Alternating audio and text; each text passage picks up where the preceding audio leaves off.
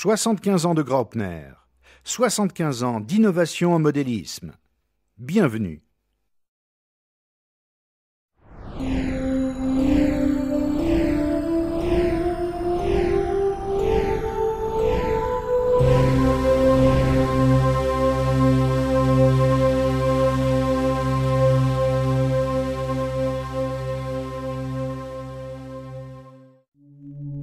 La vitesse, la technique et le tempérament caractérisent aujourd'hui Graupner.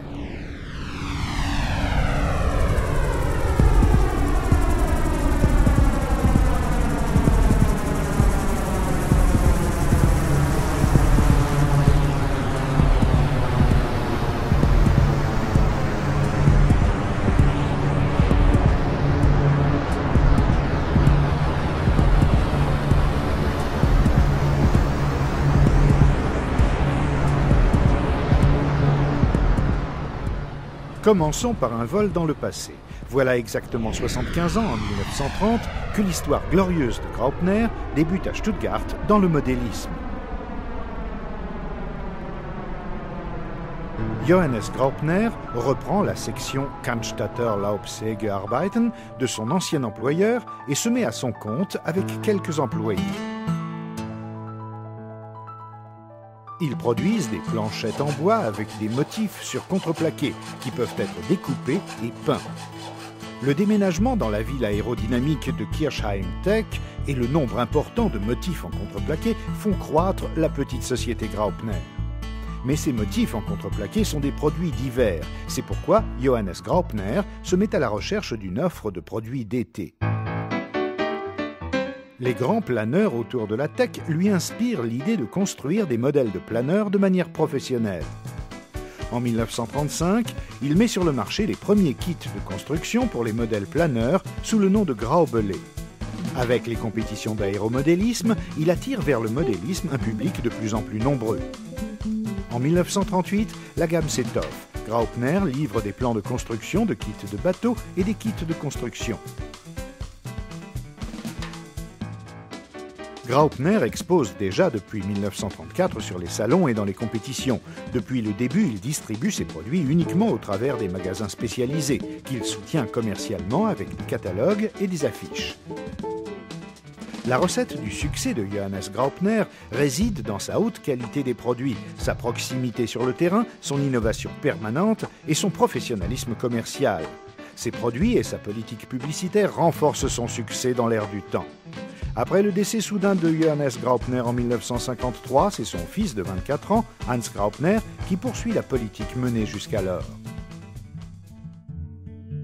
En 1954, Graupner gagne un concours pour produire un kit de construction d'un petit modèle de planeur pour débutants nommé Uhu, qui devient à l'époque le plus grand succès de l'histoire de la société Graupner. Depuis 1954, les concours organisés de Uhu et Petit Uhu font la joie de millions de gens pendant plusieurs dizaines d'années.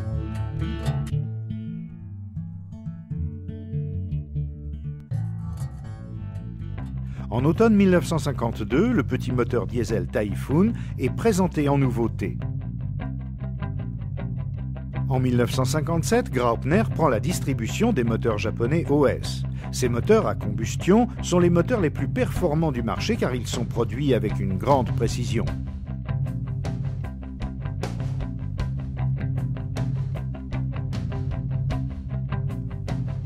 En 1966, un modèle d'avion avec un moteur Wankel peut voler grâce à la coopération de Graupner, d'OS et de l'Institut Wankel à Lindau.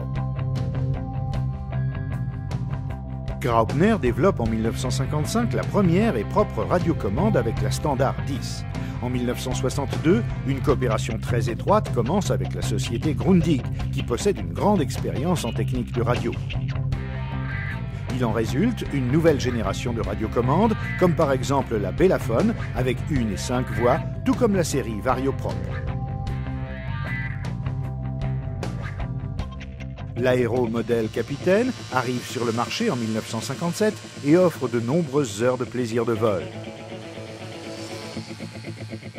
Graupner crée en 1963 le concours de vol de pente nommé Tech-Pokal, qui reste jusqu'à nos jours le concours de l'année. Les thermiques, présentes avec leur mouvement constant, offrent ici des conditions de vol idéales pour les concours.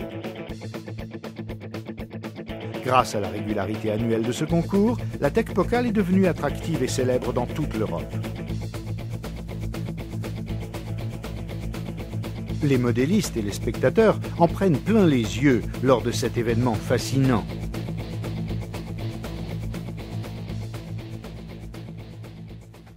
Afin d'assurer l'approvisionnement de la matière première très importante, le bois de balsa, la filiale Ebagec est fondée en 1976 en Équateur. Le bois précieux y est produit de manière qualitative dans une région forestière durable. Entre-temps, Ebagec exporte le balsa au niveau mondial et devient un des plus grands fabricants de balsa dans le modélisme. La protection de l'environnement s'associe ici avec le succès économique. En plus des emplois assurés, un projet social Aide pour Guasmo est fondé avec l'aide de Graupner. Des cours de formation, une crèche pour enfants, une infirmerie, une école et bien d'autres choses encore voient le jour et sont continuellement soutenues. L'innovation technique continue encore. En 1983, la société JR devient un nouveau partenaire dans le domaine de la radiocommande. Les séries de radiocommandes MC et MX à microprocesseurs permettent une précision inégalée jusque-là dans le pilotage des modèles. C'est voler comme dans un cockpit.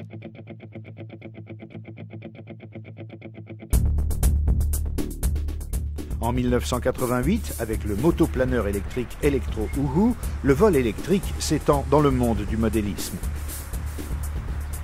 En 1995 se succède l'achat de la société Heim Helicopter et en 2000, la société GM Racing, une entreprise internationale dominante sur le marché de la voiture RC. Ainsi, la gamme de produits s'enrichit dans des domaines essentiels, comme par exemple les variateurs de vitesse haut de gamme, les puissants moteurs électriques, les éléments d'accu et les voitures RC de compétition. En 1999, le fils de Hans Graupner, Stefan Graupner, entre comme PDG dans l'entreprise.